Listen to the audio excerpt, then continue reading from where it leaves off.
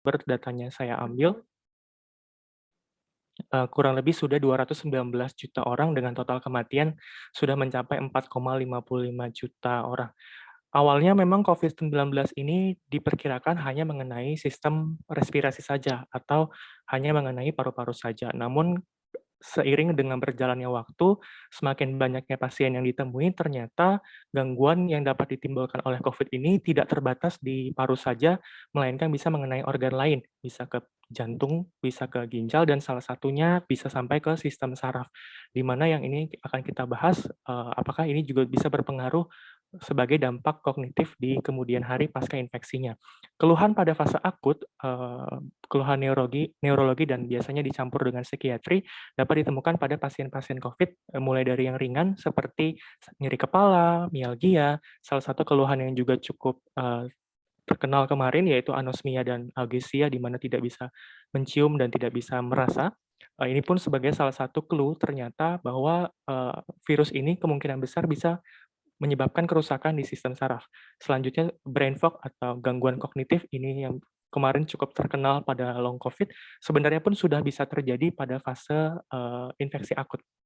Juga bisa terdapat ansietas, depresi, dan bahkan pada kondisi yang cukup berat bisa terjadi ensefalopati, meningitis, stroke, sampai terjadinya Guillain-Barré syndrome.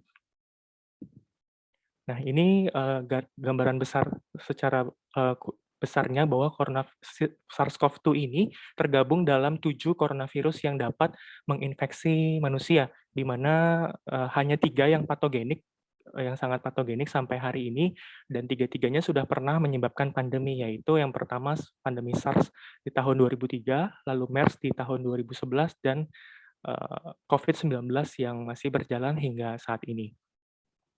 Nah, pada fase infeksi akut, rata-rata memang COVID ini sifatnya asimptomatik atau lebih banyak yang ringan sampai sedang. Hanya sedikit yang pada akhirnya, akan berprogres menjadi pneumonia berat, bahkan sampai ARDS dan multi organ failure. Untuk keluhan-keluhan ringannya, teman-teman sejawat kita semua juga pasti sudah sering menemui, mulai dari demam, nyeri nyeri tenggorokan, anosmia, algesia, sakit kepala, dan keluhan komplikasi berikutnya, mungkin ini lebih jarang terjadi, komplikasi yang dapat terjadi sebenarnya cukup banyak dan meliputi banyak organ, bisa mulai dari otak seperti stroke, kejang, ensefalitis, sistem saraf lain seperti Guillain-Barré syndrome, bisa mengenai ginjal juga seperti acute kidney injury, sampai ke jantung, akut coronary syndrome, hingga juga ke organ hepar. Ini, komplikasi yang terjadi ini menimbulkan pertanyaan bahwa apakah ini sebenarnya COVID ini tidak hanya menginfeksi paru-paru saja, tapi bisa menginfeksi berbagai macam sel di tubuh kita sampai menyebabkan multi organ damage. Setelah, berjalannya penelitian lebih lanjut, diketahui memang ternyata COVID ini bisa multiple organ injury, artinya mengenai banyak organ. Dan salah satu mekanisme yang diketahui bisa menyebabkan multi organ injury dimulai dari bagaimana COVID ini bisa menyebabkan kelainan pada sel endotel, di mana endotel kan ada di seluruh tubuh kita di pembuluh darah terutama, yang pada akhirnya kerusakan endotel tersebut akan men-trigger terjadinya pembentukan trombin dan aktivasi, komplement yang pada akhirnya akan menyebabkan, deposit mikrotrombus rata-rata bisa terjadi di berbagai macam organ di seluruh tubuh kita. Dan yang kita ketahui juga pada COVID dapat terjadi, disregulasi dari sistem imun kita, di mana terjadi peningkatan sitokin proinflamasi yang berlebihan atau sitokin storm, yang ini kita ketahui bisa menyebabkan, inflamasi yang sistemik di tubuh kita dan itu toksik. Salah satunya di otak pun, peningkatan kadar proinflamasi sitokin ini bisa menyebabkan permeabilitas blood-brain barrier itu meningkat sehingga sitokin, zat-zat toksik bisa mudah masuk ke dalam otak dan menyebabkan kerusakan di dalam otak. Nah, bagaimana virus COVID ini bisa, menyebabkan kerusakan di berbagai macam organ, tentu kita harus mulai melihat lagi dari bagaimana virus ini bisa masuk ke dalam sel kita. Yang sudah tentu jelas diketahui bahwa virus COVID bisa, masuk ke dalam sel melalui ini, reseptor ACE2 ini, di mana reseptor ACE2, ini tidak hanya diekspresikan di sistem respirasi saja, namun juga di banyak sel-sel lain seperti sel otak, pembuluh darah, endotel pembuluh darah, ginjal, pankreas, gastrointestinal. Yang akan kita bahas hari ini ada yang bagaimana virus ini bisa masuk ke dalam otak, di mana dia bisa masuk. Ternyata melalui studi penelitian dapat ditemukan juga resiko sel-sel saraf, sel glia, dan sel endotel otak itu bisa diinfeksi oleh saraf sehingga diinfeksi oleh COVID. Sehingga ini kita bisa melihat bahwa virus COVID ini berpotensi sekali neuroinvasif. Nah, studi-studi lebih lanjut pun memperlihatkan bahwa virus COVID ini berpotensi neuroinvasif dan bersifat neurotrofik, di mana pada autopsi baik pada binatang maupun juga pada manusia yang sudah meninggal karena COVID lalu dilakukan autopsi di otaknya ternyata ditemukan virus COVID mencapai di otak baik RNA atau proteinnya, dan yang salah satu cukup menarik juga bahwa virus COVID ini bisa ditransport melalui sistem transport aksonal sistem saraf kita. Artinya virus ini memang bersifat neurotrofik dan memang rata-rata virus coronavirus, hampir rata-rata dari semua coronavirus bersifat neurotrofik. Itu pun didapati pada virus SARS yang sebelumnya, SARS dan MERS, mereka semua pun ternyata bersifat neurotrofik dan pasca pasien itu survive dari SARS dan MERS, ternyata memang pun ditemui gangguan-gangguan sekuel di bidang neurologi, salah satunya gangguan kognitif.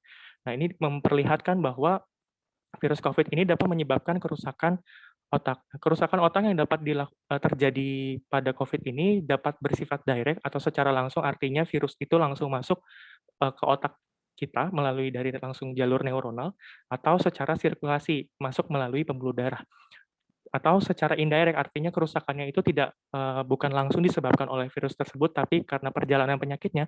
Salah satu yang kita ketahui adalah terjadi hipoksia pada pasien COVID, terjadi peningkatan kadar proinflamasi yang berlebihan sehingga merusak blood-brain barrier, terjadi adanya banyak mikrotrombus yang pada akhirnya menyebabkan banyak kerusakan organ, salah satunya ke otak.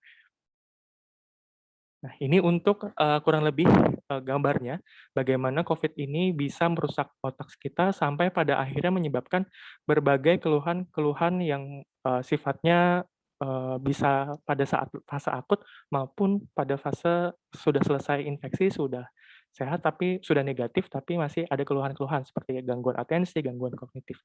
Nah, ini kita lihat bahwa virus ini masuk salah satunya bisa melalui endotel kapiler pembuluh darah otak, di mana dia bisa merusak endotel yang pada akhirnya menyebabkan kaskade koagulasi, ataupun endotel itu permeabilitasnya pembuluh darah bisa terganggu karena terjadinya sitokin storm tersebut, di mana itu pun bisa masuk menyebabkan kerusakan di otak, mengaktifasi mikroglia, di mana yang kita tahu aktivasi mikroglia ini akan menyebabkan peningkatan glutamat dan regulasi NMDA reseptor meningkat, sehingga ini salah satu jalur terjadinya eksitoksisitas neuron yang pada akhirnya dapat menyebabkan keluhan-keluhan seperti ini. Yang kita perlu ketahui juga di otak ada namanya titik-titik yang kadar blood-brain barrier-nya rendah, yaitu circumventricular organ, di mana selain juga blood-brain barrier-nya tipis, dia juga mengekspresikan reseptor S2 yang cukup tinggi, sehingga ini pun menjadi salah satu mekanisme di mana bagaimana virus bisa masuk ke dalam otak. Ini juga salah satu mekanisme bagaimana virus COVID ini bisa menginfeksi, selain menyebabkan keluhan anosmia, ternyata itu pun salah satu jalur di mana virus ini bisa masuk melalui nervus olfactorius kita. Ini juga dibuktikan melalui studi-studi yang berikutnya menunjukkan bahwa ternyata virus COVID ini bisa mengeksploitasi sekitarnya nervus olfactorius untuk masuk ke bulbus olfactorius yang kemudian ternyata bisa masuk ke dalam otak. Dan juga ini pada otopsi pasien-pasien yang sudah meninggal karena COVID, 53% ditemukan RNA atau protein COVID-19 itu sendiri. Dan salah satu yang cukup menarik ditemukan khususnya di daerah medula oblongata, di mana pada batang otak memang cukup banyak titik yang mengekspresikan reseptor ACE2 cukup tinggi. Salah satunya adalah ada organ-organ circumventricular organ yang seperti tadi yang kadar blood-brain barrier-nya rendah, seperti itu.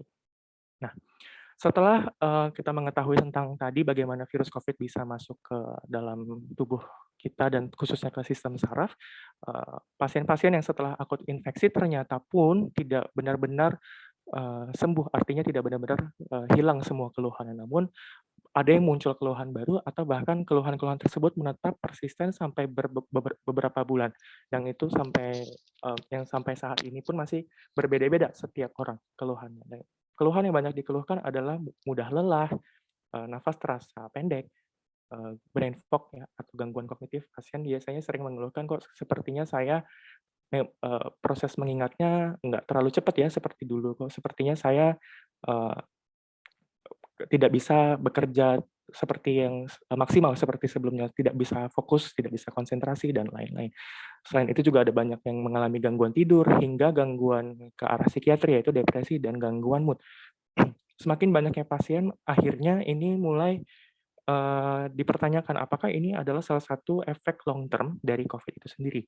Dan seiring berjalannya waktu akhirnya sudah kita ketahui, penelitian lebih lanjut menyatakan bahwa ini yang disebut sebagai long COVID atau post acute sequel of SARS-CoV-2 infection atau PASC, atau nama-nama yang lain long haulers, post acute COVID-19 dan lain-lain. Dan ini menimbulkan pertanyaan, apakah ini artinya, virus COVID ini sebenarnya persisten di dalam tubuh kita, sehingga menyebabkan, keluhan-keluhan demikian. Dan studi memang menunjukkan bahwa ada beberapa pasien yang setelah selesai dari fase infeksinya, fase akut infeksinya, tidak benar-benar bisa menghilangkan, meng-clear virus di dalam tubuhnya dalam waktu yang cukup lama, sehingga ini yang diperkirakan mencetuskan, gejala-gejala kronis tersebut. Studi-studi lain pun ada yang menunjukkan bahwa meskipun sudah asimptomatik dan, 4 bulan setelah infeksi akut, PCR-nya sudah negatif, namun ternyata pada biopsi masih ditemukan RNA dan protein virus COVID tersebut. Ada juga memang, kita lihat ada beberapa kasus pasien yang masih positif sampai berbulan-bulan dan dinyatakan kemungkinan besar ada yang 90 hari, kurang lebih 3 bulan masih positif, diperkirakan masih ada virus yang bereplikasi meskipun tidak sebanyak pada fase akut. Nah, salah satu yang juga cukup menarik adalah, penelitian pun pada akhirnya melihat bahwa virus COVID ini bisa menginfeksi sampai ke batang otak di bagian dorsal kita, seperti yang tadi, sudah sempat dibuktikan lewat penelitian studi sebelumnya. Dan ini yang diperkirakan ini mungkin penting nih dalam menyebabkan keluhan-keluhan pada long COVID itu sendiri, di mana kita tahu di bagian, batang otak bagian belakang ini banyak sekali fungsi-fungsi, otonom, fungsi-fungsi yang penting di dalam, kehidupan manusia, salah satunya bisa, untuk nausea and vomiting, fungsi otonom, kontrol, denyut jantung, dan lain-lain. Dan salah satunya juga ada, organ sirkumventrikular namanya area posrema, ini yang penting di dalam, mengkontrol untuk mual dan muntah. Ini pun diketahui, mengekspresikan S2 cukup tinggi sehingga diperkirakan bisa diinfeksi oleh COVID itu sendiri dan ternyata terbukti lewat beberapa studi berikutnya. Nah, melihat banyaknya long COVID keluhan-keluhan yang muncul, beberapa problem masih susah untuk kita, temui karena untuk kita selesaikan karena kita masih kesulitan untuk definisi kasusnya secara jelas seperti apa, karena masih terlalu banyak, eee batasan-batasan yang kita belum bisa tentukan karena, harus sampai berapa bulan sih, keluhannya harus seperti apa, dan tools diagnostiknya belum ada hingga hari ini, dan kadang pun itu, bisa saja apakah ada pengaruh, psikologis dari isolasi sosial dan kondisi pandemi saat ini, dan seringkali juga itu mirip dengan kriteria diagnosis chronic fatigue syndrome. Nah, baru saja kurang lebih, beberapa hari lalu, tanggal 6 Oktober, WHO akhirnya memberikan sebuah konferensi internasional melalui Zoom yang, untuk memberikan definisi kasus untuk pasien post-COVID yang masih mengalami keluhan atau long COVID tersebut. Dan dari WHO akhirnya memberikan suara yang sama untuk kita semua, di mana setelah, post-COVID itu dinyatakan setidaknya minimal 3 bulan dari onset pertama keluhan, dan keluhan-keluhan tersebut setidaknya bertahan sudah kurang lebih 2 bulan dan tidak bisa kita jelaskan dengan alternatif diagnosis lainnya.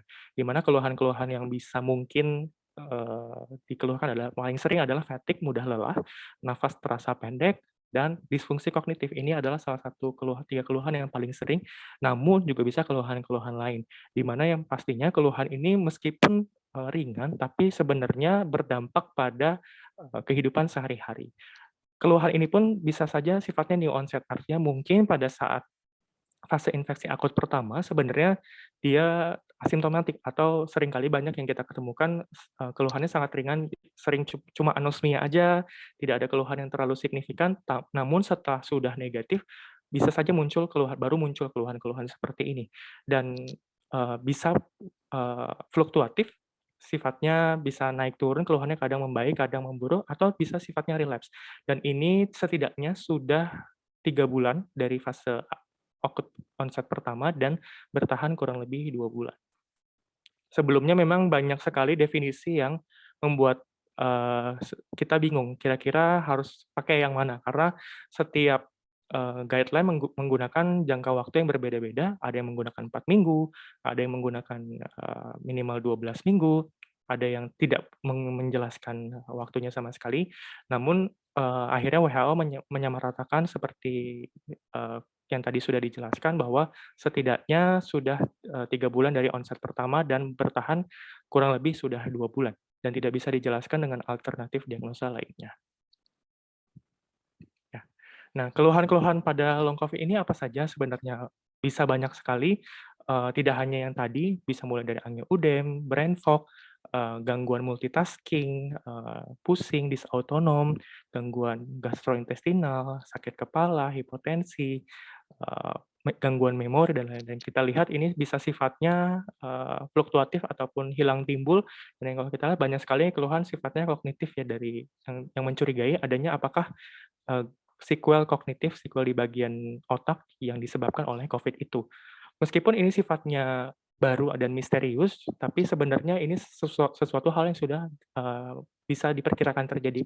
Karena memang pada pandemi yang dulu, SARS dan MERS, ada juga gejala-gejala post infeksinya, sequel-sequel post infeksi dan, ini pun biasanya post viral infection pun sindrom-sindrom tersebut pun ada. Cuma yang saat ini masih kita belum tahu bagaimana mekanisme pastinya dan, studi-studi pun masih, menunjukkan, banyak macam studi dan masing-masing berbeda. Kurang lebih ini ada satu studi yang menunjukkan keluhan-keluhan tersebut kurang lebih paling banyak oleh wanita dan 32% pun bahkan, asimptomatik pada awalnya. Dan memang long COVID ini paling banyak dirasakan oleh pasien-pasien yang dirawat di rumah sakit. Artinya setidaknya keluhannya sedang sampai berat dan itu bisa bertahan cukup lama.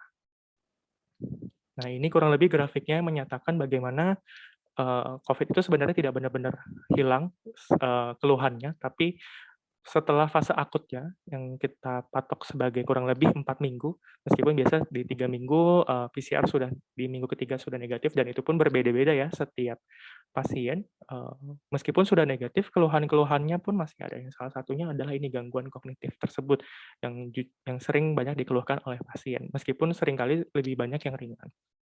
Nah, bagaimana untuk prevalensinya? Prevalensinya memang, ini, dilakukan oleh Davis et al. Pada tahun 2020, ini sifatnya international web based survey. Artinya berdasarkan survei web based dan ini dilihat bahwa paling banyak adalah fatigue. Lalu post exertional malaise, mudah capek habis berolahraga, salah satunya juga brain fog, ini gangguan fungsi kognitif, nyeri kepala, gangguan memori, gangguan bicara, dan ini keluhan-keluhan yang muncul pada yang survei melalui web based. Nah, kalau kita lihat tadi memang banyak sekali, gangguan yang terkait kognitif pada pasien-pasien, pasca infeksi COVID dan memang, semakin banyaknya pasien yang terkena COVID, pasien yang sembuh survive pada infeksi akutnya, ternyata banyak yang mengeluhkan, gangguan kognitif yang sifatnya persisten. Yang paling utama memang biasa dikeluhkan adalah gangguan memori, kesulitan untuk konsentrasi, bahkan beberapa bulan sampai setelah negatif dari COVID-nya. dan memang ini paling banyak di pasien-pasien yang dirawat sebelumnya, artinya setidaknya minimal minimal kurang lebih keluhannya sedang sampai berat, namun banyak juga ditemukan pada pasien-pasien yang asimptomatik ataupun ringan yang tidak dirawat di rumah sakit. Untuk patofisiologinya memang sampai hari ini belum ada yang, studi yang benar-benar bisa menjelaskan bagaimana, namun ini kembali kepada seperti yang tadi sudah dijelaskan di awal, bagaimana virus COVID ini bisa merusak sistem saraf, yaitu salah satunya yang tadi kita ketahui, pada COVID terjadi hipoksemia atau yang kemarin kita ketahui bersama atau happy hypoxia tersebut, di mana organ otak adalah salah satu organ yang sensitif untuk hipoksemi, kekurangan oksigen, sehingga itu bisa menyebabkan gangguan pada sistem saraf. Lalu juga tadi terjadi mikrotrombus, pembentukan koagulopati di pembuluh darah, yang pada akhirnya dapat menyebabkan deposit mikrotrombus di berbagai organ, salah satunya di otak. Lalu juga disregulasi dari sistem imun yang menyebabkan sitokin storm tersebut yang pada akhirnya bersifat toksik. Salah satunya untuk blood-brain barrier menyebabkan permeabilitas yang meningkat dan akhirnya bisa menyebabkan kerusakan ke sistem saraf.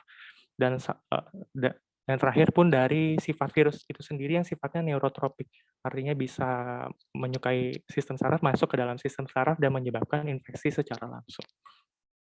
Nah, ini kurang lebih gambarnya bagaimana virus COVID ini kemungkinan-kemungkinan patofisiologinya, mekanisme bagaimana bisa menyebabkan gangguan kognitif yang secara fungsional.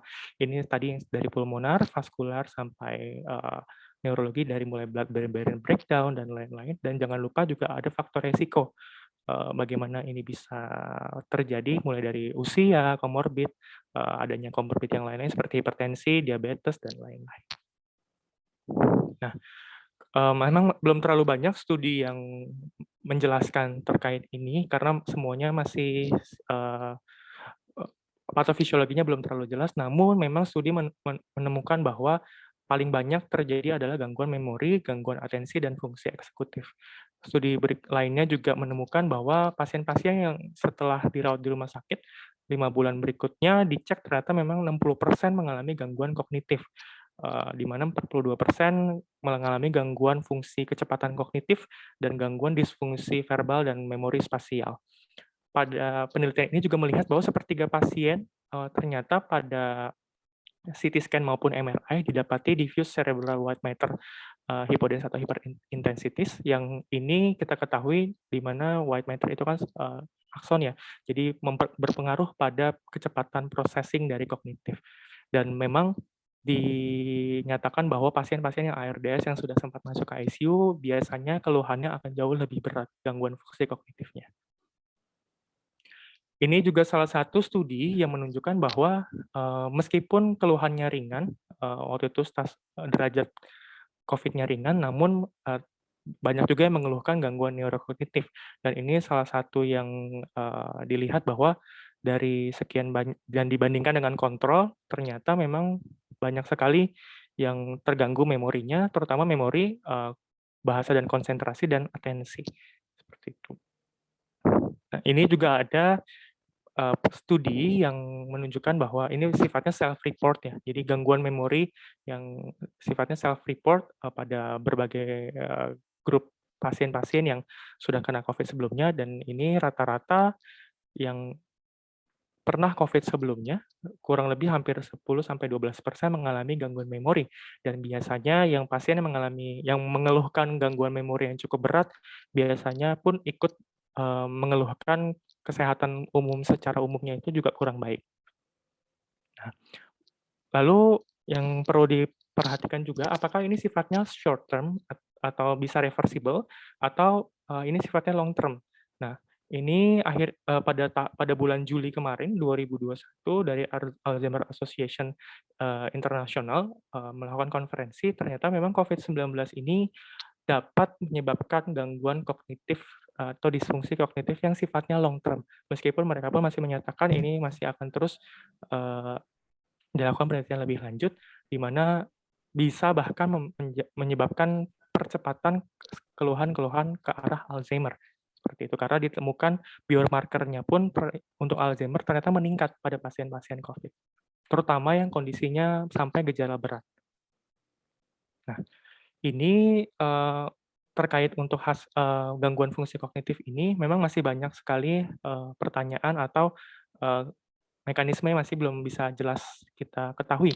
Apalagi, eee, banyaknya faktor perancu ya, seperti apakah ada efek sosial, efek psikologis, apakah, ada efek-efek obat-obatan yang terlalu banyak seperti kita ketahui, terutama pasien-pasien yang dirawat sampai di ICU, kalau kita ketahui biasanya obatnya sangat banyak.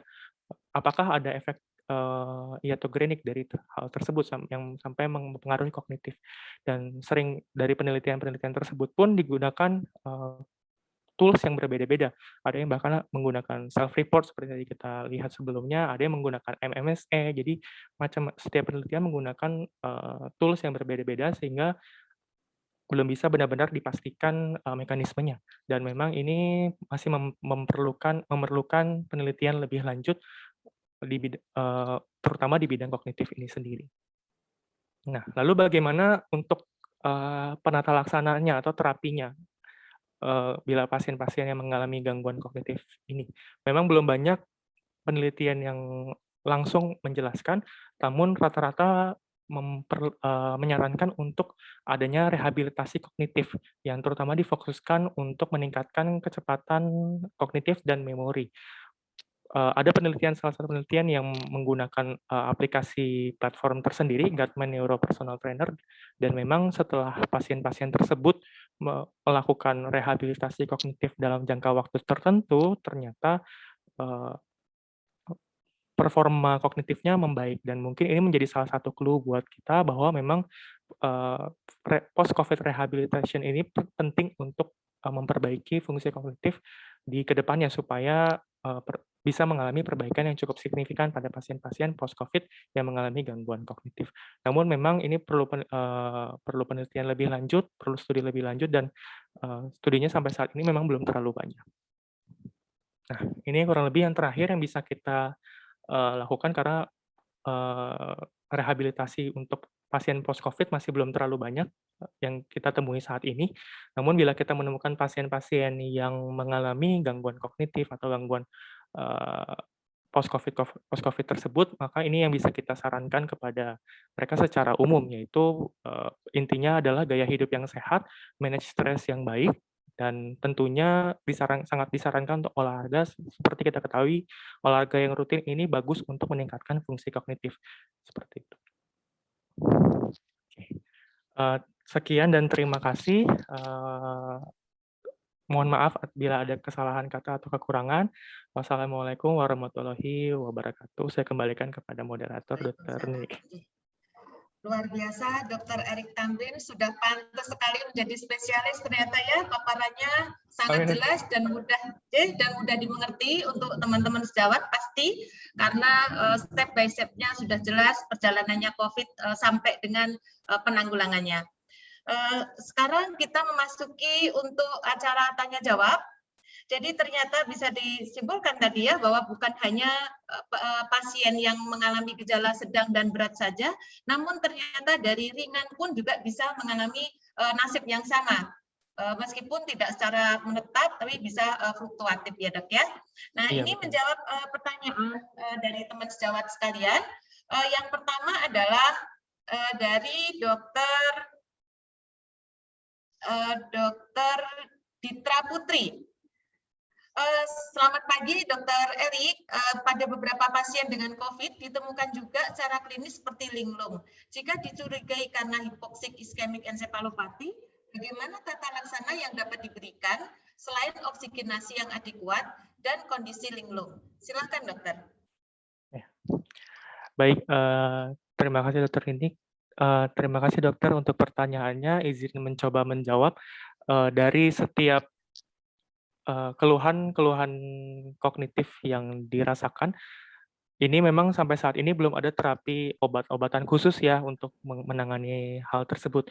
Yang memang bisa dilakukan saat ini disarankan sampai hari ini adalah latihan fungsi kognitif, terutama untuk fungsi kecepatan memori dan lain-lain. Dan itu biasanya dicapai bisa melalui dengan aplikasi-aplikasi sih untuk saat ini, karena disarankan melalui hal tersebut karena kondisi masih pandemi tidak bisa melakukan, banyak interaksi, biasanya disarankan lewat aplikasi brain training dan, yang bisa kita ketemui di banyak aplikasi di handphone ya, gitu. Meskipun sampai hari ini belum ada, eee, rehabilitasi khusus yang dirancang untuk kondisi-kondisi seperti ini atau yang diketahui baik untuk pasien-pasien yang mengalami gangguan seperti itu. Itu sih Dok yang bisa saya bantu, Dokter mungkin ada ini Dok. Baik, pada pagi hari ini Dr. Erik Tamrin sudah didampingi oleh ini ya dengan Dr. Aprilia spesialis saraf. Tentu jawaban Dr. Erik bisa ditambahkan oleh ahlinya. Monggo silakan Dr. Aprilia, silakan. Sudah hadir Dr. Aprilia? Baik, terima kasih Dr. Lini atas kesempatannya. Saya ucapkan selamat kepada Dr. Erik Tamrin karena sudah membawakan presentasinya dengan sangat baik sekali. Untuk menjawab pertanyaan yang mengenai apa tadi ya,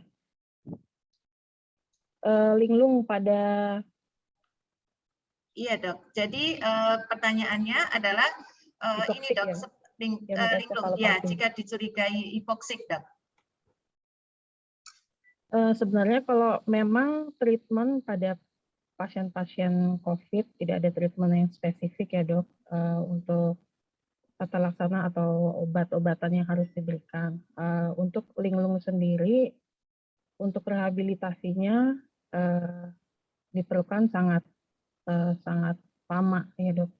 Untuk memperbaiki, untuk awal oksigenasi memang diperlukan. Tapi kalau untuk treatment spesifiknya memang tidak ada dok. Jadi sudah tepat ya jawabannya Dr. Erik ya Dr. Aprilia ya? Sudah sangat tepat sekali. Oh, baik.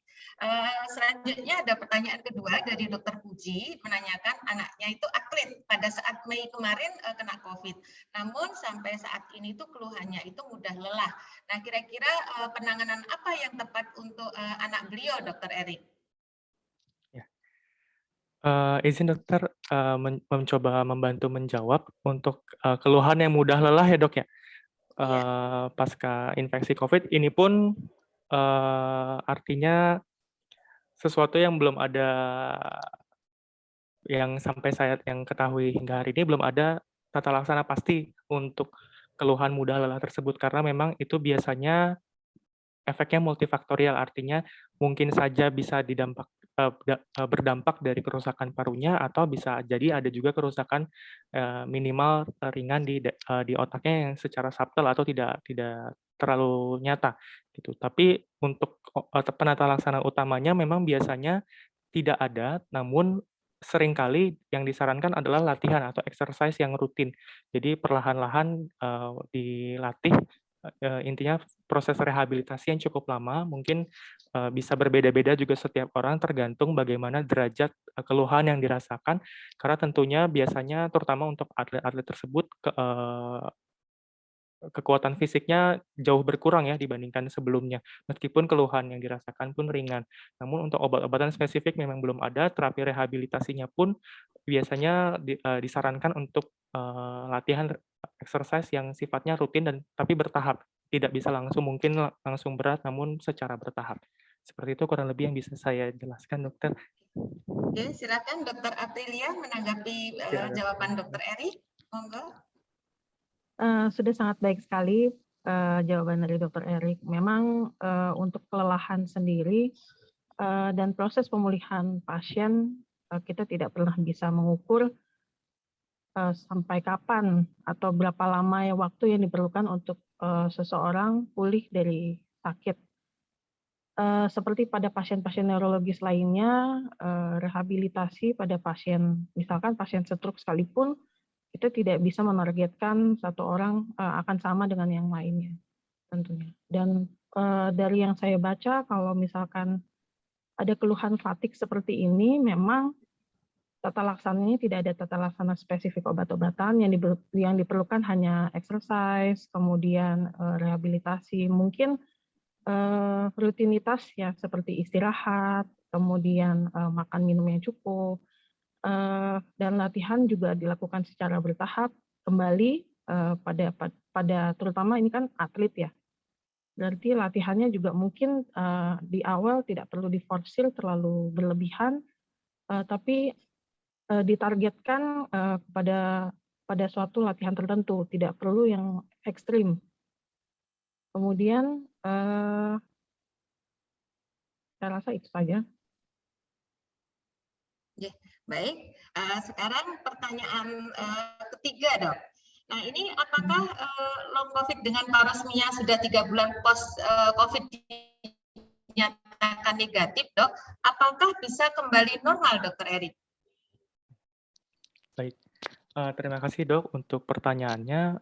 Beberapa studi memang yang saya baca ada pasien-pasien yang masih mengalami anosmia atau parosmia pasca infeksi COVID yang sudah cukup lama, artinya sudah berbulan-bulan dari fase infeksi akutnya, namun masih mengalami keluhan penciumannya mungkin sudah mulai perbaikan, sudah bisa mencium, tapi tidak seperti dulu, tidak sesensitif dulu. Nah, itu beberapa penelitian yang saya baca memang kurang lebih bisa mengindikasikan bahwa virus COVID itu memang menyebabkan kerusakan yang cukup lumayan di bagian sistem olfaktorinya, dan itu untuk bagaimana bisa kembali sempurna apa tidak tergantung dari tiap orang beda-beda dinyatakannya seperti itu. Karena kerusakan sistem di mana kalau kerusakan saraf kan memang recovery-nya pun tidak bisa langsung cepat ya, di mana beda sama kayak kita kulit luka lalu bisa sembuh dengan waktu yang cukup cepat, namun kerusakan saraf butuh waktu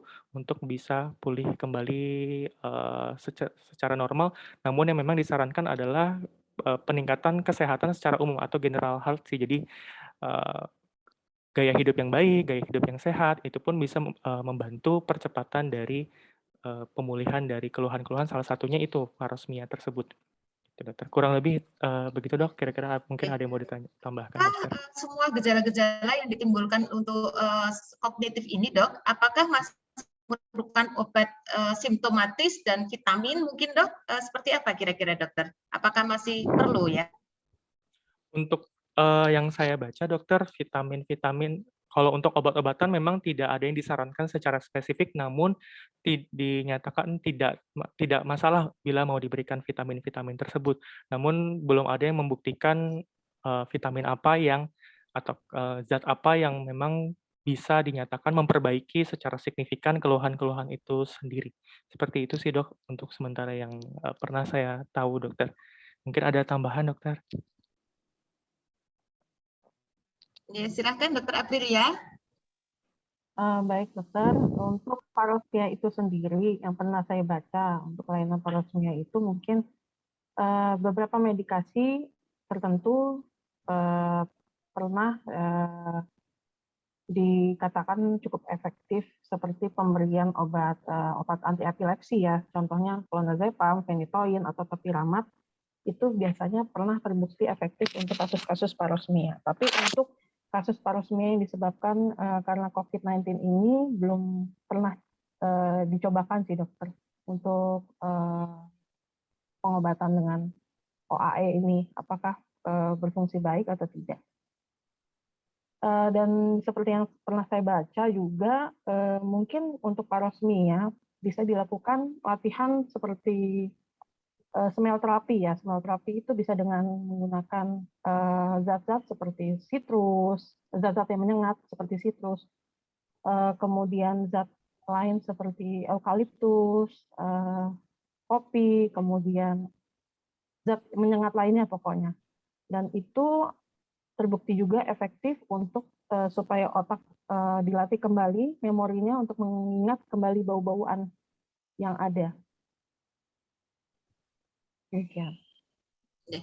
Baik, untuk ini pertanyaan terakhir Dokter Erik. Ya Dok. Ya Dok, lanjut silakan Dok. Jadi ini pertanyaan terakhir Dok, sebagai dokter.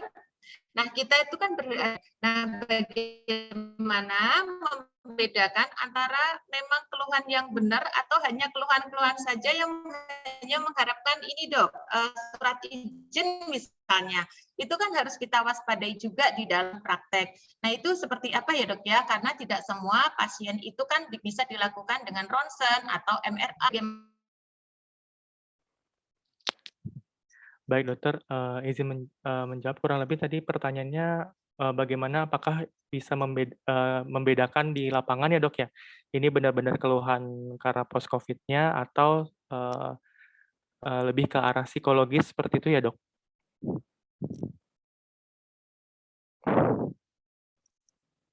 Iya.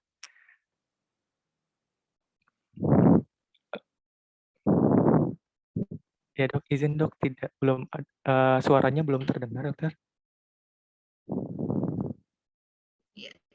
Jadi cara membedakan kita menghadapi pasien yang pura-pura sakit dengan yang tidak itu seperti apa dok? Karena kan tidak dilakukan pemeriksaan tambahan. Nah, berpraktek dok. Oke, baik dokter.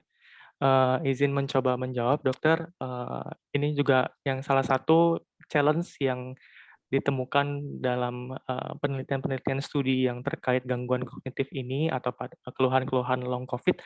Salah satu yang challenge utamanya adalah apakah ini ada subjektivitas, artinya memang sebenarnya mungkin dia tidak benar-benar mengalaminya, namun ada keluhan kayak hanya ingin diperhatikan atau merasa mungkin trauma dengan COVID-nya itu sendiri. Namun itu memang sulit dibedakan sih dok, untuk bagaimana kita bisa membedakan apakah ini benar-benar mengalami perbedaan apa tidak. Lebih bisa mungkin kita lihat tidak di awal pertemuan, mungkin follow up gitu, kira-kira bagaimana. Kalau memang kecenderungan pasien yang biasanya pura-pura, biasanya kan kadang lebih cenderung melebih-lebihkan ya dok, dan tidak terlihat objektif. Meskipun pemeriksaan objektifnya pun sampai saat ini tidak terlalu banyak yang bisa kita lakukan di praktek sehari-hari. Biasanya kita hanya berdasarkan keluhan. Namun memang perlu follow up juga di berikutnya supaya kita bisa benar-benar menentukan ini sebenarnya memang keluhan terkait long COVID-nya atau ini memang kebetulan sebenarnya mungkin psikologis saja. Meskipun gangguan psikologis itu sendiri bisa menjadi salah satu keluhan pada long COVID karena banyak keluhan psikiatri yang muncul pasca infeksi COVID. Dan itu sifatnya seringkali sih new onset dan tergantung dari punya predisposisi tertentu. Misalnya memang karakter atau kepribadiannya punya kecenderungan untuk mengalami gangguan ansietas dan biasanya baru muncul pasca infeksi COVID. Bila memang keluhan-keluhan psikiatri mulai muncul di pasca infeksi COVID dan itu masih baru, sebelumnya pasien tersebut belum pernah, mungkin saja ini salah satu bagian dari gangguan neuropsikiatri pada long COVID itu sendiri. Cuma untuk memastikannya memang biasanya perlu follow up tidak hanya bisa mungkin sekali ketemu seperti itu ya dok. Silakan Dokter Aprilia, ini untuk mengomentari ini, menambahkan jawaban Dokter Erik. Dok. Baik, terima kasih.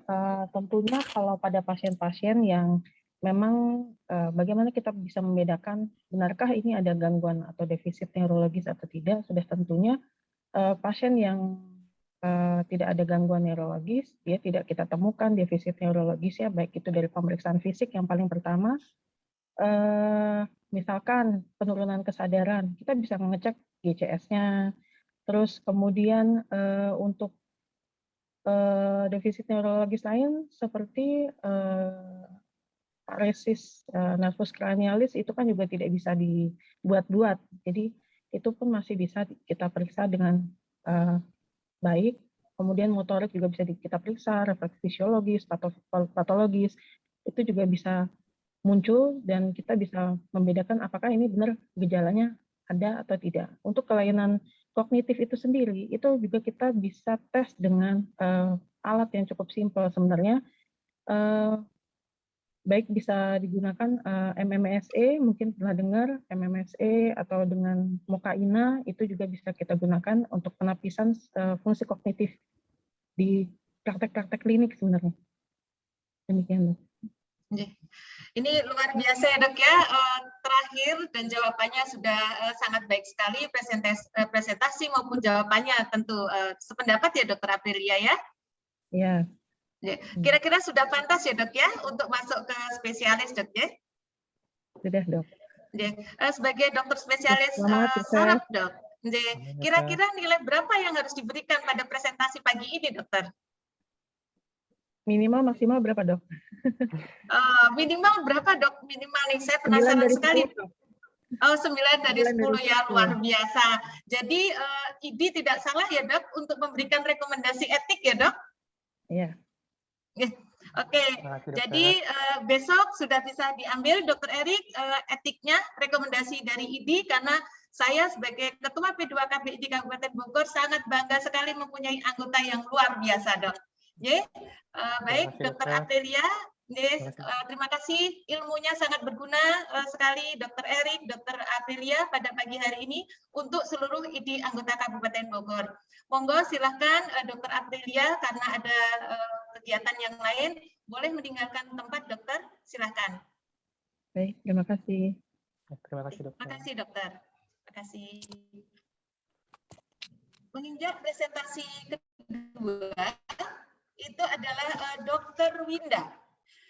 Dokter Winda Agustina ini adalah salah satu anggota yang kebetulan kemarin nilai SKP-nya kurang. Bukan berarti tidak memenuhi, hanya saja karena belum memahami aturan bahwa setiap anggota IDI Kabupaten Bogor wajib untuk mengikuti kegiatan ilmiah di Kabupaten Bogor.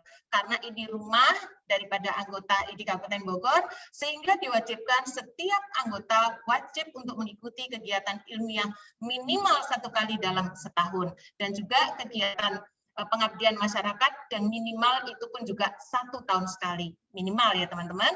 Oleh karena itu kami selaku P2KB akan menyiapkan segala sesuatunya untuk menjamin teman-teman cukup di rumah sendiri bisa mencukupi SKP dengan baik dalam waktu 5 tahun.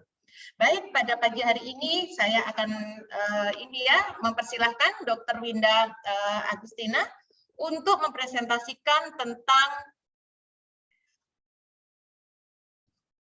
pembukaan medik ya, rahasia medik pada saat terjadi COVID.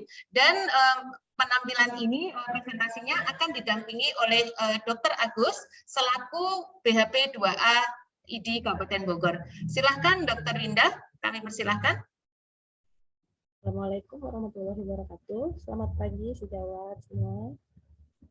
Yang terhormat Dr. Giuseppe, Ketua IDI Kabupaten Bogor, moderator Dr. Nini, MC Dr. Melina Fitri, dan pendamping Dr. Agus Ariarto. Terima kasih atas kesempatan yang telah diberikan kepada saya, terutama untuk P2KB IDI.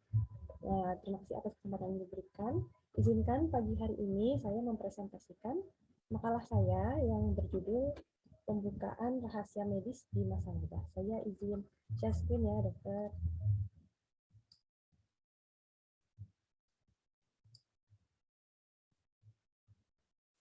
Suaranya kecil ya, Mbak?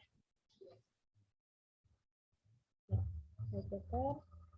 Mohon maaf. Izin, dokter, dokter suaranya bisa diperbesar? Oh iya, baik dok. Baik dokter.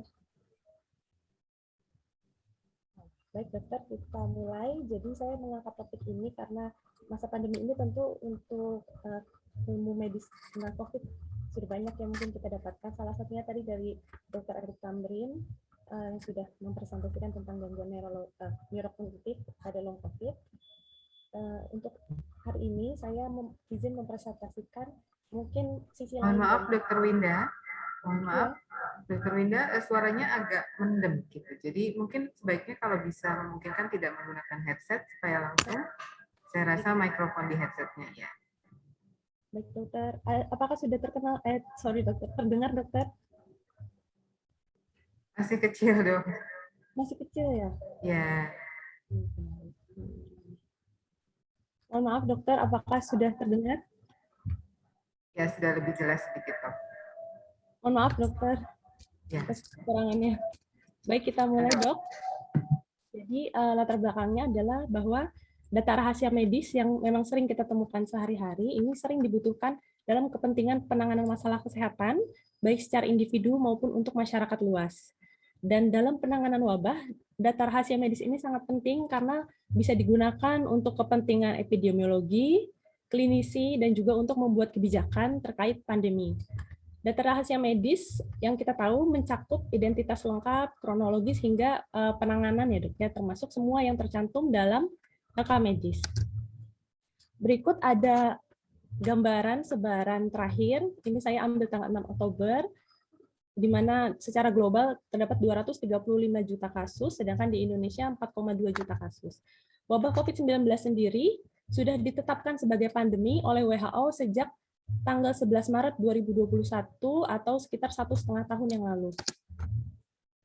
Nah, transmisi lokal COVID ini yang terjadi di negara kita ini sangat membutuhkan data yang akurat dari pasien yang sudah terkonfirmasi positif maupun pada kasus suspek serta kontak erat. Jadi penelusuran atau tracking ya dok ya, atau tracing ini sangat penting dalam memutus rantai penyebaran COVID-19. Nah, di sini ada suatu hal yang mungkin menjadi kontroversi, yaitu pembukaan rahasia medis kepada halayak umum guna meminimalisasi penyebaran wabah maupun penanganannya. Nah, ini mungkin menjadi hal yang kontroversial. Peraturan perundang-undangan yang mengatur rahasia medis, rekam medis, dan kaitannya dalam penanganan wabah ini perlu dikaji lebih dalam agar tidak melanggar aturan ataupun hukum yang ada. Jadi dalam presentasi hari ini ada beberapa rumusan masalah, yaitu bagaimana pengertian rahasia medis, bagaimana pengertian wabah, bagaimana aturan membuka rahasia medis saat wabah, dan bagaimana mekanismenya. Ini tujuannya sebagai jawaban dari rumusan masalah kita. Manfaatnya saya harapkan bisa menambah pengetahuan serta wawasan kita untuk menambah wawasan tentang pembukaan rahasia medis saat wabah dan mengenai peran dokter dalam pembukaan rahasia medis saat wabah. Jadi untuk yang pertama mengenai rekam medis sendiri, ini adalah berkas yang berisikan catatan dan dokumen tentang identitas pasien, pemeriksaan, pengobatan, tindakan, dan pelayanan lain yang telah diberikan kepada pasien. Pasien sendiri adalah orang yang melakukan konsultasi masalah kesehatan secara langsung maupun tidak langsung pada dokter ataupun dokter gigi, dan rekam medis sendiri, berkas fisiknya adalah milik sarana pelayanan kesehatan, sedangkan isinya adalah milik pasien. Manfaat rekam medis ini ada 6 menurut Diboni. Agar mudah diingat, biasa disingkat dengan ALFRED, yaitu A untuk administrasi, L untuk legal atau hukum, F untuk finansial atau keuangan, seperti misalnya biaya ketika pasien keluar rumah sakit, kemudian R, research atau penelitian, E, education atau pendidikan, dan D, documentation atau dokumentasi, di mana para tenaga medis tentunya mencatat apa saja yang telah mereka berikan pada pasien dalam rekam medis ini. Kemudian di sini ada privasi sebagai hak pasien. Jadi menurut hukum sendiri, ada undang-undang yang memang sudah mengatur privasi sebagai hak pasien, misalnya Undang-Undang Nomor 39 Tahun 1999 tentang HAM, kemudian Undang-Undang Nomor 29 Tahun 2004 tentang praktek kedokteran, di mana rekam medis harus disimpan dan dijaga kerahasiaannya oleh dokter atau dokter gigi, dan pimpinan sarana pelayanan kesehatan. Kemudian Undang-Undang Nomor 36 Tahun 2009 tentang kesehatan, di mana setiap orang berhak atas rahasia kondisi kesehatan pribadinya yang telah dikemukakan kepada penyelenggara pelayanan kesehatan. Nah, ini menurut etika, sumpah kedokteran, sumpah dokter yang sudah kita ucapkan, yaitu segala sesuatu yang kulihat dan kudengar dalam melakukan praktikku akan aku simpan sebagai rahasia. Kemudian ada juga Declaration of Geneva. Di sini isinya kita akan menghormati rahasia pasien kita walaupun pasien telah meninggal dunia, dan di Kode Ki juga ada, yaitu setiap dokter wajib merahasiakan segala sesuatu yang diketahui tentang seorang pasien bahkan setelah pasien itu meninggal dunia. Dan menurut disiplin, di sini ada peraturan KKI tahun 2011, yaitu dokter wajib menjaga rahasia pasien kecuali ada alasan pembenar yang membuat dokter menyatakannya, seperti permintaan MKDKI, permintaan majelis hakim sidang pengadilan, atau sesuai dengan ketentuan peraturan perundangan yang berlaku. Dokter juga wajib menyembunyikan alasan kematian pasien dari keluarganya apabila pasien memang meminta. Kemudian kita berlanjut ke definisi wabah. Menurut Kamus Besar Bahasa Indonesia, wabah adalah penyakit menular yang berjangkit dengan cepat menyerang sejumlah besar orang di daerah yang luas, atau kita kenal dengan sebutan epidemi. Sedangkan menurut Permenkes, wabah merupakan kejadian berjangkitnya suatu penyakit menular dalam masyarakat yang jumlah penderitanya meningkat secara nyata melebihi keadaan yang lazim pada waktu dan daerah tertentu, serta dapat menimbulkan malapetaka. Di bawah wabah, kita sudah ketahui ada yang namanya KLB atau kejadian luar biasa, yang diartikan yaitu timbulnya atau meningkatnya kejadian kesakitan atau kematian bermakna secara epidemiologi pada suatu daerah dalam kurun waktu tertentu. KLB merupakan suatu keadaan yang dapat menjurus pada terjadinya wabah. Di sini juga ada pedoman penyelenggaraan sistem KLB, yaitu di mana di sini dinyatakan bahwa Menteri Kesehatan adalah pihak yang menetapkan dan mencabut daerah tertentu dalam wilayah Indonesia yang terjangkit wabah sebagai daerah wabah. Penetapan daerah KLB menurut pedoman ada beberapa ya. Setelah ditemukan adanya hal-hal berikut dalam satu daerah, kemudian nanti Ketua Dinas Kesehatan kota, kabupaten, ataupun provinsi dapat menetapkan daerahnya sebagai daerah KLB dengan menerbitkan POM W1 ini. Atau jika Kepala Dinas Kesehatan kota, kabupaten, provinsi tidak menerbitkan POM W1 atau menetapkan daerahnya sebagai daerah KLB, maka Menteri Kesehatan dapat menetapkan daerah tersebut sebagai daerah KLB. Untuk penetapan daerah wabah, secara epidemiologis, data penyakit menunjukkan peningkatan kesakitan dan atau angka kematian, serta terganggunya keadaan masyarakat berdasarkan aspek sosial, ekonomi, dan pertimbangan keamanan. Ini penanganannya KLB atau wabah, daerah KLB atau wabah yang mungkin sudah dilakukan juga oleh pemerintah Indonesia sejak awal pandemi, yaitu melakukan penyelidikan epidemiologi, menata laksana penderita, kemudian mencegah dan melakukan pengebalan dengan vaksinasi, memusnahkan penyebab penyakit, menangani jenazah sesuai protokol yang ada, kemudian melakukan edukasi atau penyuluhan kepada masyarakat, serta upaya penanggulangan lainnya, seperti misalnya menutup fasilitas umum dan tempat wisata. Pembukaan rahasia medis saat wabah, kalau menurut Permenkes tahun nomor 36 tahun 2012 sendiri, rahasia kedokteran adalah data dan informasi tentang kesehatan seseorang yang diperoleh tenaga kesehatan waktu menjalankan pekerjaan atau profesinya. Sedangkan menurut Undang-Undang nomor 44 pasal 38 tahun 2009 tentang rumah sakit, rahasia kedokteran adalah segala sesuatu yang berhubungan dengan yang ditemukan oleh dokter dan dokter gigi dalam rangka pengobatan yang dicatat dalam rekam medis yang dimiliki oleh pasien dan sifatnya rahasia.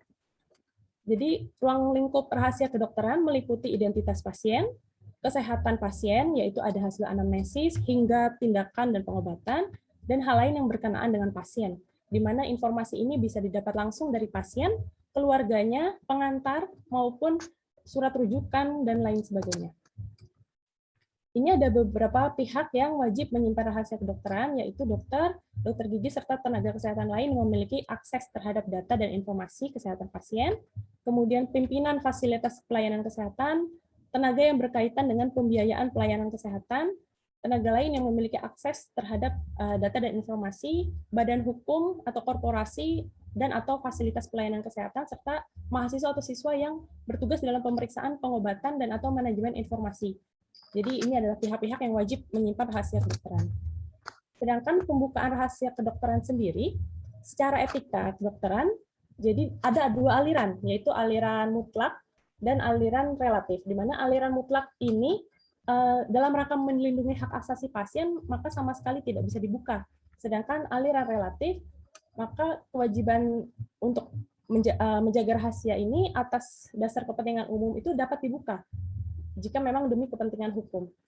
Jadi secara etika, kerahasiaan pasien wajib dijaga dan dapat diungkapkan apabila pasien menyetujui dan ketika ada ancaman yang dapat membahayakan pasien atau orang lain, dan hanya dapat dihilangkan dengan membuka rahasia medis ini. Kemudian, menurut disiplin, jadi ada di Peraturan KKI nomor 4 tahun 2001, membuka rahasia kedokteran adalah salah satu dari 28 bentuk pelanggaran disiplin profesional dokter dan dokter gigi. Alasan yang dibenarkan jika seorang dokter ingin membuka rahasia kedokteran adalah misalnya permintaan MKDKI, permintaan majelis hakim, atau sesuai ketentuan perundangan yang berlaku. Untuk aspek hukum, pembukaan rahasia kedokteran dapat dengan atau tanpa persetujuan pasien, jadi dibagi menjadi dua.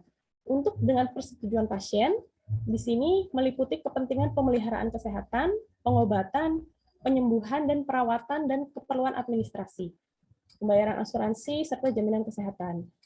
Kalau pasien tidak cakap dalam memberi persetujuan, maka dapat diberikan kewenangan kepada kerabatnya. Kemudian, yang tanpa persetujuan pasien, di sini dapat dilakukan jika dalam rangka kepentingan penegakan disiplin serta kepentingan umum. Misalnya audit medis, ancaman KLB atau wabah penyakit menular, penelitian kesehatan untuk kepentingan negara, pendidikan atau penggunaan informasi yang akan berguna di masa yang akan datang, serta ancaman keselamatan orang lain. Ya, jadi untuk wabah ini masuk ke dalam pembukaan rahasia medis yang dapat dilakukan tanpa persetujuan pasien. Untuk pembukaan rahasia kedokteran sendiri saat wabah, menurut Permenkes tahun 2012 nomor 36, di sini disebutkan bahwa ancaman KLB atau wabah termasuk dalam kepentingan umum. Berkenaan dengan sebab pembukaan rahasia kedokteran ini, maka dapat dilakukan tanpa persetujuan pasien. Sedangkan lewat surat edaran Menteri Kesehatan, ini terakhir mengenai komunikasi penanganan COVID-19, jadi dalam kegiatan komunikasi saat wabah, khususnya wabah COVID-19 di Indonesia ini, dibentuk tim komunikasi untuk tingkat pemerintah pusat dan daerah. Di mana job desk-nya atau tugasnya kurang lebih sama, yaitu membentuk tim komunikasi dan menunjuk jubir dari Kementerian Kesehatan ya yang memiliki kemampuan untuk menghadapi media, membuat media center, membuat website sebagai rujukan info utama, menyampaikan data harian nasional secara berkala melalui press release yang hanya dilakukan oleh jubir bicara COVID-19 dan membuat produk komunikasi dan menyebarkan informasi lainnya. Ini untuk pemerintah pusat. Untuk pemerintah daerah sebenarnya kurang lebih sama, di mana pada keduanya data dan identitas pasien ini tidak disebarluaskan. Jadi kalau untuk laporan harian hanya jumlahnya dan sebaran lokasinya, tapi untuk data dan identitas pasien tidak disebarluaskan. Kemudian siapa yang dapat membuka rahasia kedokteran? Untuk Permenkes tahun 2012 nomor 36 ini yaitu para pelaku penanggung jawab pelayanan pasien, ketua tim yang berwenang apabila ditangani secara tim, atau jika berhalangan dapat dilakukan ke salah satu anggota yang ditunjuk ketua tim. Jadi penanggung jawab pelayanan pasien ini dapat membuka rahasia kedokteran. Kemudian dalam hal penanggung jawab pelayanannya tidak ada, maka pimpinan Vaskesnya dapat membuka rahasia kedokteran. Kemudian penanggung jawab pelayanan pasien atau pimpinan fasilitas pelayanan kesehatan dapat menolak jika memang bertentangan dengan ketentuan atau undang-undang yang ada. Kemudian menurut pasal 4 di sini, ini kasus khusus, dokter sejawat sekalian mungkin pernah menemui kasus di TV di mana adanya pasien yang menuntut begitu ya, rumah sakit terjadi misalnya malpraktek seperti itu, kemudian diekspos di media massa. Nah, di sini ada ketentuan khususnya, yaitu dalam pasal 44 Undang-Undang Nomor 44 Tahun 2009 bahwa rumah sakit dapat menolak mengungkapkan segala informasi kepada publik yang berkaitan dengan rahasia kedokteran. Pada kasus di mana pasien dan atau keluarganya menuntut rumah sakit dan dia menyebutkan tenaga kesehatan dan atau fasilitas pelayanan kesehatan, kemudian menginformasikannya melalui media massa, maka dia dianggap telah melepaskan hak rahasia kedokterannya secara kepada umum. Jadi rumah sakit ini dapat menginformasikan atau mengungkapkan rahasia kedokteran yang bersangkutan itu sebagai hak jawab. Gitu. Jadi kalau memang sudah diekspos ke media massa oleh pasien atau keluarganya, rumah sakit sudah bisa balas menjawab gitu kepada media massa dengan cara yang sama karena dianggap sudah lepas haknya. Nah, kemudian di sini dalam kasus yang saya angkat, pembukaan rahasia medis yang dimaksud adalah untuk melacak kontak erat dalam rangka surveillance atau tracing COVID-19. Jadi beberapa yang termasuk dalam kontak erat yaitu misalnya dalam ruangan yang sama, jaraknya radius 1 meter, kemudian ketemunya dalam 2 hari sebelum kasus timbul gejala atau 14 hari setelah kasus timbul gejala. Nah, surveillance sendiri ini dilakukan oleh petugas surveillance yang ditunjuk ada di tingkat Dinkes Kabupaten Kota atau Dinkes Provinsi. Ada 3 tahapan dalam pelacakan kontak erat. Yang pertama adalah identifikasi kontak erat, kemudian pendataan dan tindak lanjut.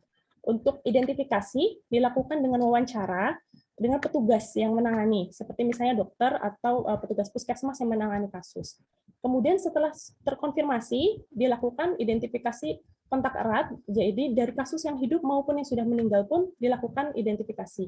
Informasi yang dikumpulkan ini akhirnya dilakukan pendataan, dan kemudian dilakukan tindak lanjut berupa monitoring gejala, observasi rumah, serta tindakan lainnya ya dalam mendeteksi kontak erat ini atau pelacakan. Kemudian, bagaimana mengenai pembukaan rahasia medis pasien terkait penanganan COVID-19? Jadi, yang sudah kita bahas tadi, sesuai Peraturan Menteri Kesehatan Nomor 36, tahun 2012 ini tentang rahasia kedokteran, ancaman KLB atau wabah, termasuk dalam kepentingan umum yang berkenaan dengan sebab pembukaan rahasia kedokteran yang dapat dilakukan tanpa persetujuan pasien. Pada kasus wabah COVID-19, pihak yang berwenang mengetahui identitas pasien adalah petugas surveillance pada tingkat Dinkes Kota Provinsi sesuai pedoman pencegahan dan penanggulangan COVID-19. Jadi kita dapat menyimpulkan di sini bahwa pembukaan identitas pasien terkait penanganan kasus COVID-19 dapat dilakukan oleh pihak rumah sakit atau dokter yang menangani hanya kepada pihak yang berwenang, yaitu petugas surveillance tadi. Kemudian penyebaran informasi terkait kasus COVID-19 ini juga sudah ada protokol komunikasinya dan hanya disampaikan oleh jubir COVID, bisa di pusat ataupun di daerah. Di protokol tersebut juga diatur bahwa informasi yang disampaikan pada publik itu tidak mencantum identitas pasien. Kemudian ini kesimpulan kita hari ini, bahwa rahasia medis merupakan data dan informasi tentang kesehatan seseorang yang diperoleh tenaga kesehatan pada waktu menjalankan pekerjaannya, yang secara etis, hukum, dan disiplin kedokteran merupakan hak pasien untuk dirahasiakan oleh tenaga kesehatan.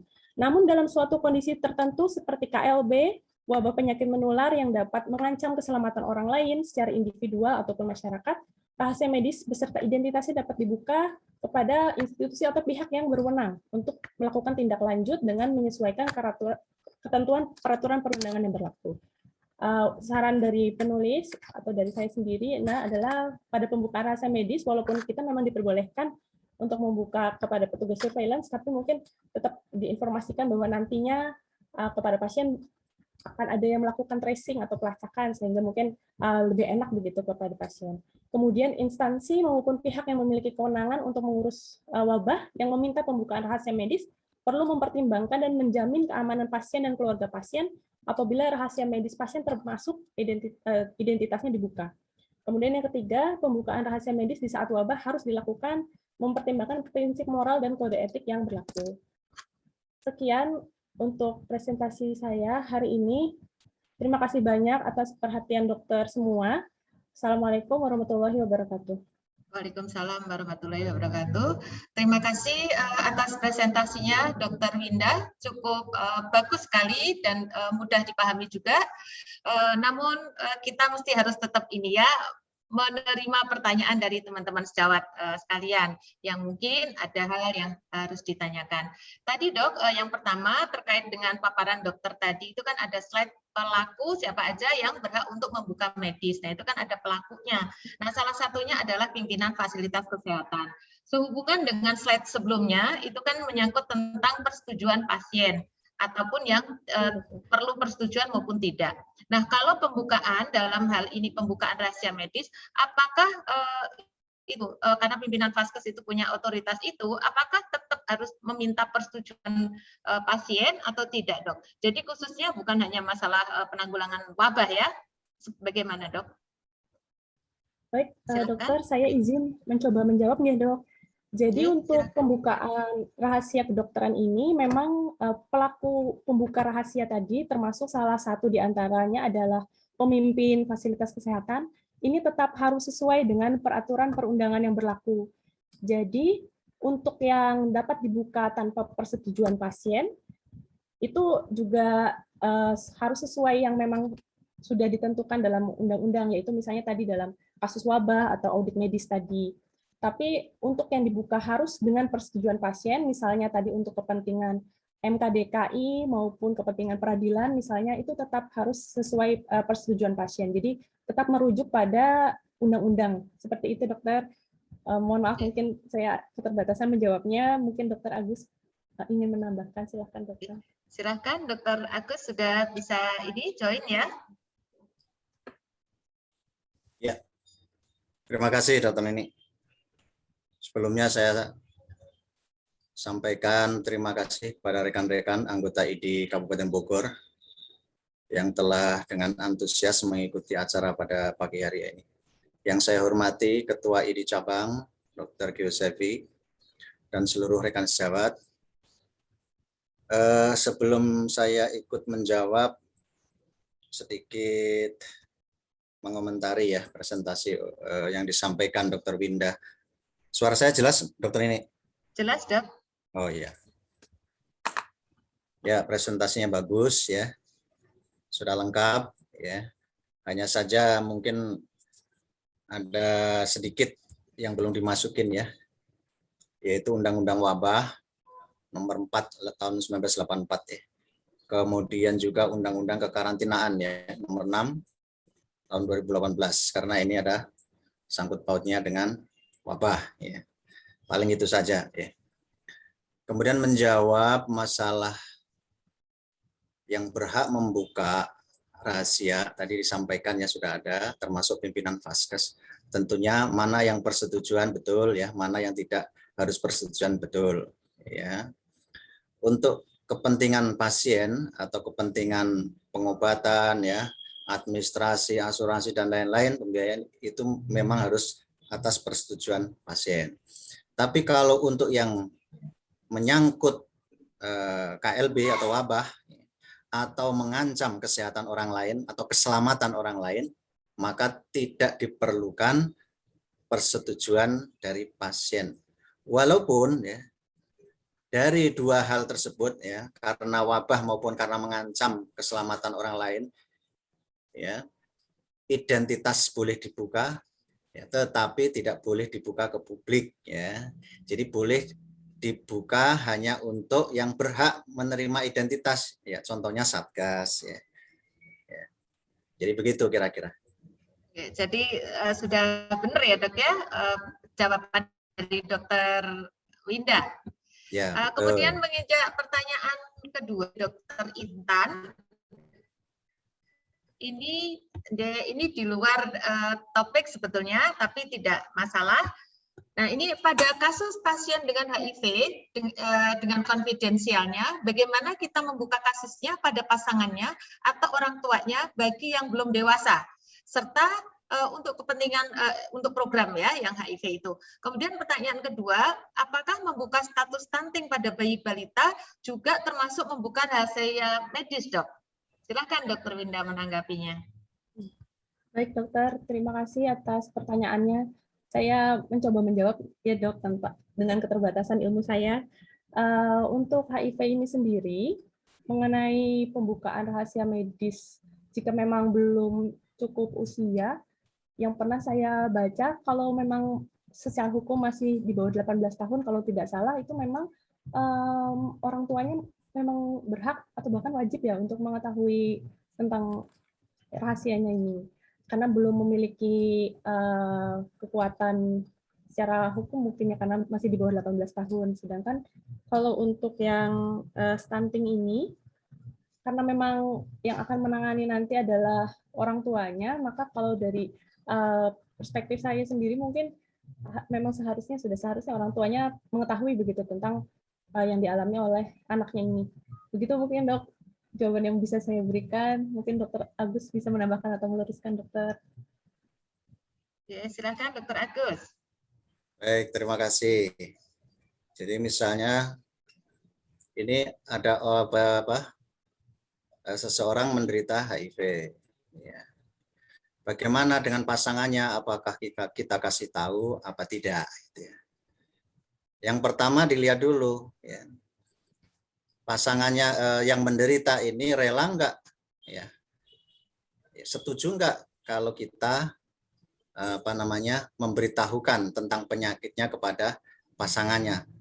Tanda kutip kalau pasangannya itu suami istri ya.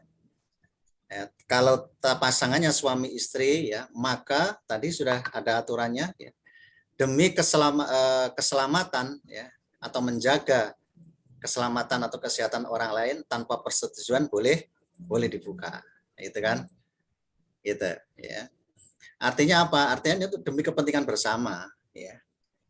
Jadi ya walaupun pasangan yang istri atau suaminya salah satu menderita HIV dan mengatakan, "Dok, tolong jangan disampaikan kepada suami saya atau istri saya," ya misalnya. Kalaupun suami atau istrinya meminta ya kita kasih penjelasan ya. Karena itu menyangkut kesehatan ya, mengancam begitu ya kira-kira. Ya, karena kan suami istri ya harus tahu, ya harus dikasih tahu walaupun yang pasangannya tidak setuju kan begitu kira-kira. Kemudian ya dok, ya lanjut dok, lanjut. Ya, kalau pasiennya anak-anak ya, ya orang tua wajib dikasih tahu karena itu memang belum cukup umur ya, masih dalam wali atau pengampuannya. Ya harus dikasih tahu ya orang tuanya ya kalau penderitanya anak-anak ya. Kemudian tadi masalah stunting yaitu termasuk juga pembukaan rahasia medik. Hanya saja kan ya harus dibuka ya. Ya tadi persyaratannya kan sudah sesuai ya. Ya untuk keselamatan pasiennya ya, untuk kepentingan pasiennya, untuk perawatan, pengobatan dan lain-lain ya dan seterusnya. Ya, enggak apa-apa. Dibuka kepada orang tuanya. Gitu. Iya.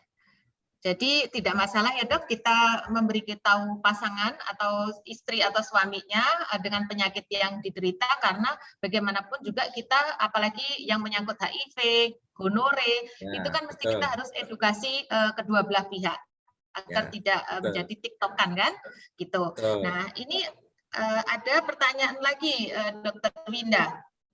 Sebentar saya ke atasin.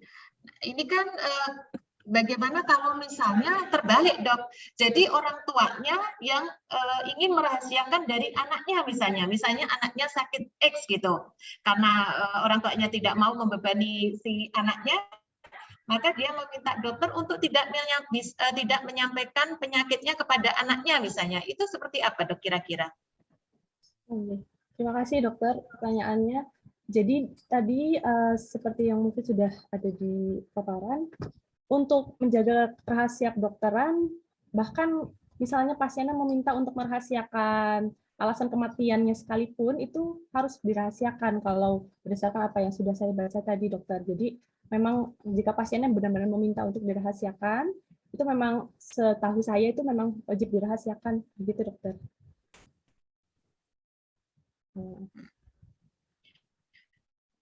Oh, ini ya dok, meskipun misalnya kita memeriksakan ada pasien itu diperiksa dengan orang tuanya. Setelah diperiksa, dokter menyimpulkan sakit X. Namun orang tuanya menghendaki tidak untuk disampaikan ke anaknya. Nah ini sebenarnya suatu problem juga ya dok, karena kan bagaimanapun juga pasien itu kan harus tahu penyakitnya. Nah bagaimana kalau misalnya orang tuanya melarang kita sebagai dokter untuk tidak memberitahukan anaknya bahwa dia sakit, misalnya sakit leukemia misalnya. Nah itu kan menjadikan tidak baik sebenarnya, tidak transparansi kondisi kita terhadap pasien. Nah itu bagaimana dokter Winda? Maaf dokter, tadi saya menangkapnya orang tuanya yang sakit. Maaf ya dok, tadi salah tangkap. Jadi anaknya yang sakit gitu ya dok ya, tapi orang tuanya meminta agar anaknya jangan sampai tahu seperti itu ya dok ya. Kalau untuk ini saya sendiri belum membaca ini dok mengenai kasus seperti ini. Cuma memang sebenarnya alangkah lebih baiknya apalagi anaknya jika memang sudah menjelang usia yang bisa mendapatkan hak secara hukum, mungkin alangkah lebih baiknya sebenarnya diberitahu secara pelan-pelan mungkin ya, seperti itu. Cuma ini sekali lagi saya jujur belum pernah baca dok tentang ini dokter. Mungkin dokter Agus bisa membantu saya dokter. Jadi tetap perasaan itu bicara gitu ya dok ya? Jadi dokter. Silakan ya. dokter Agus menanggapi ini, jawaban Winda. Kalau memang yang dimaksud untuk tidak memberitahu kepada anaknya nanti dikhawatirkan mungkin mengganggu kesehatannya, misalnya psikologinya dan lain-lain, yaitu ada betulnya, tidak perlu disampaikan tentang rahasia penyakitnya. Ya, namun ketika anaknya sudah tadi betul ya, sudah dalam usia yang cukup dewasa ya mesti disampaikan. Ya. Jadi mesti disampaikan. Jadi agar apa? Agar nanti dalam rangka pencegahan, pengobatan dan sebagainya kan perlu kerjasama nih antara anak dan orang tua. Jadi tidak mungkin saling merahasiakan. Ya, apalagi tentang penyakitnya. Begitu. Namun kalau masih anak-anak dikhawatirkan nanti anaknya stres ya, mengganggu psikologi dan lain-lain, ya itu harus dirahasiakan karena memang anak itu menjadi tanggung jawab orang tuanya. Begitu. Nah, sekarang ini pertanyaan terakhir dokter Winda. Bagaimana bagaimana seandainya rahasia medis itu kita sampaikan kepada pasangan dengan risiko bahwa itu akan menimbulkan perceraian misalnya. Nah, itu kan harus dipertimbangkan juga ya, Dok. Bagaimana kita bijaknya sebagai seorang dokter? Apakah akan tetap membuka rahasia medis atau dengan teknik lain agar tetap rukun misalnya? Nah, itu bagaimana, Dok, langkah kita sebagai dokter terkait dengan rahasia medis, Dokter? Ya, Dokter, terima kasih banyak. Ini jadi seperti mungkin saya mengutip tadi yang sudah Dokter Agus sampaikan ya, Dok, kalau memang ini adalah pasangan suami istri, untuk mencegah tadi fenomena pingpong tadi, atau mencegah kalau dari bahasa hukumnya bahaya yang lebih besar begitu, memang sebaiknya tetap dapat disampaikan. Namun mungkin tadi melihat kondisi pasien dan pasangannya sendiri, seperti yang Dr. Agus juga sudah menyampaikan, apakah dalam kondisi yang memang bisa begitu atau siap menerima tentang informasi ini seperti itu. Kalau seandainya nanti muncul efek sampingnya adalah ternyata perceraian pasien dengan pasangannya, ini saya rasa mungkin sudah di luar apa ya, Dok, wewenang kita juga mungkin ya, Dok, ya, mungkin secara perasaan mungkin kita tidak menginginkannya, mungkin tidak seperti itu, tapi mungkin ini sebagai suatu efek yang memang bisa terjadi gitu dari kasus seperti itu. Barangkali Dr. Agus ingin menambahkan, Dok. Nah, ada sisi lain, Dok. Apakah kita itu bisa terlepas dari jeratan hukum seandainya pasien tersebut terus menuntut kita akibat pembukaan rahasia medis tersebut? Oh, baik, Dokter. Baik, Dok. Jadi memang untuk membukanya ini tadi memang harus dengan persetujuan pasien, Dokter. Karena memang kembali lagi ke awal, ini termasuk yang untuk agar tidak menimbulkan tadi ya bahaya itu. Jadi memang sebaiknya minta izin dulu ke pasiennya, seperti itu, Dokter. Mungkin Dr. Agus ingin meluruskan, Dok. Maaf. Jadi ini kan seperti kontradiktif ya, Dok, ya, karena di sisi lain kan kita harus menyelamatkan satu nyawa yang lain misalnya kan, karena kan agar tidak terjadi fenomena pingpong ke pasangannya. Namun si penderita kan tidak memperbolehkan untuk dibuka rahasianya. Nah, tapi karena demi nyawa yang lain akhirnya kita membuka. Risikonya adalah misalnya terjadi perceraian, penderitanya tidak terima, akhirnya menuntut kita. Nah, itu bagaimana dari sudut hukum itu sendiri, Dok? Apakah kita itu siap untuk melakukan itu demi nyawa yang lain misalnya? Ya, mungkin bisa ditanggapi ya. Dr. Agus ya. Wah, kalau urusan perceraian memang agak pelik ya, rumit ini ya. Ya, begini. Jadi demi untuk kepentingan pengobatan, perawatan, dan seterusnya ya, demi untuk kepentingan kesehatan ya, kita membuka dengan persetujuan pasien. Tapi kalau demi untuk keselamatan ya, karena itu mengancam nyawa orang lain, mengancam kesehatan orang lain ya, boleh dibuka tanpa persetujuan pasien. Kan begitu kira-kira ya. Yeah. Nah, ini fenomena pingpong ya. Di satu sisi kayak ada paradok ya, di satu sisi kita harus minta persetujuan, di satu sisi kita boleh tanpa meminta persetujuan karena ini menyangkut mengancam kesehatan orang lain atau pasangannya, kan begitu. Nah, sebenarnya menurut saya itulah pentingnya teknik berkomunikasi antara dokter dengan pasien ya. Intinya dasar basicnya di situ ya. Kalau nanti urusannya nanti ke sana terus, Dok, kok saya gara-gara dokter begitu terus saya jadi cerai dengan istrinya dan sebagainya, atau istri saya minta cerai ya gara-gara dokter bilang begini begitu ya. Selama komunikasi dokter dengan pasien bagus ya, tidak ada miskomunikasi, tidak ada disharmoni antara dokter pasien, insya Allah semua bisa dikomunikasikan dengan baik ya, termasuk penyakit ini, begitu kira-kira ya. Baik, jadi kesimpulannya kalau bersangkut paut dengan hukum itu tentunya the power of komunikasi ya, berakhirnya ujung-ujungnya adalah bagaimana bagaimana kemampuan kita untuk berkomunikasi yang baik dengan semua pihak yang bersangkut paut dengan masalah kita. Baik, Dr. Winda, Dr. Agus, terima kasih banyak pada pagi hari ini sudah membuka wacana kita tentang bagaimana pembukaan rahasia medis pada saat wabah maupun dalam kasus yang lain. Terima kasih banyak, ilmunya sangat bermanfaat pada pagi hari ini. Saya ucapkan terima kasih atas kehadiran teman sejawat semuanya, IDI anggota Kabupaten Bogor. Sampai bertemu kembali pada acara pemenuhan ranah 1 kegiatan ilmiah IDI Kabupaten Bogor selanjutnya. Acara saya kembalikan kepada Dr. Melina. Terima kasih. Wassalamualaikum warahmatullahi wabarakatuh. Waalaikumsalam warahmatullahi wabarakatuh.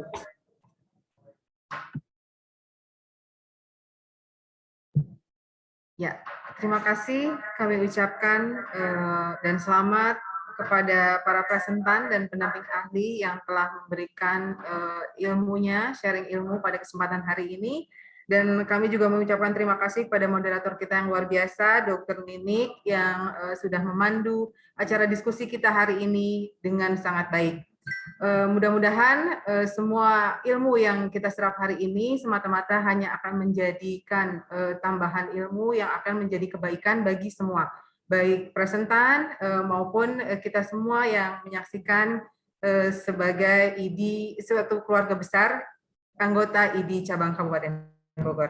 Baik, terima kasih. Selanjutnya kami juga mengingatkan bahwa pada acara hari ini ada 2 link registrasi sertifikat yang sudah dibagikan di kolom chat. Mohon memonitor dan mengisi kedua link tersebut dengan benar. Jangan lupa submit, dan nanti sertifikat akan dikirim paling lama 7 hari ke depan. Jadi mohon ditunggu melalui alamat email masing-masing, dimonitor dengan sabar, nanti akan dikirimkan via email. Mungkin ada beberapa catatan juga dari tim P2KB, beberapa yang perlu menjadi perhatian para anggota sekalian, sejawat sekalian. Mohon untuk selalu memonitor WA Group. Jadi memonitor WA Group agar informasi-informasi yang terkait dengan kegiatan P2KB terutama, yaitu pengisian IDI online dan lain-lain, mohon selalu dimonitor. Dan apabila ada informasi-informasi yang penting, boleh dibintangi. Jadi ada di WhatsApp itu fasilitas untuk membintangi sehingga tidak hilang dan tidak menanyakan berulang-ulang lagi. Baik, kemudian juga kami menganjurkan untuk sertifikat kompetensinya atau serkomnya dengan kepentingannya untuk mengisi atau mengaktifasi IDI online-nya. Nanti jadi akan ditanyakan di dalam IDI online tersebut sertifikat kompetensi mulai dan akhir masa aktifnya. Apabila ada masalah perbedaan antara akhir masa berakhirnya Serkom dengan STR, silahkan dapat disesuaikan. Paling banyak atau paling lama adalah 1 tahun atau sesuai dengan masa akhir STR. Baik, kemudian kami juga mengingatkan kembali untuk segera mengaktifasi IDI online dan mulai mengisi borang online. Mengenai perubahan atau penyesuaian masa akhir surat sertifikat kompetensi, kami mohon untuk segera dilakukan agar karena nanti pada tanggal 16 Oktober atau sesudah tanggal 16 Oktober, PBID akan mengunci kembali sehingga tidak bisa diedit. Apabila tidak bisa diedit, nanti masa sejawat untuk bisa mengisi borang akan menjadi lebih pendek begitu. Jadi mohon segera ya. Terima kasih. Baik, demikian rangkaian acara kita hari ini. Mohon maaf apabila ada kekurangan dan kesalahan dalam pelaksanaannya. Kami selaku panitia dan tim P2KB mengucapkan terima kasih dan selamat kepada para anggota yang hari ini telah berkenan bergabung.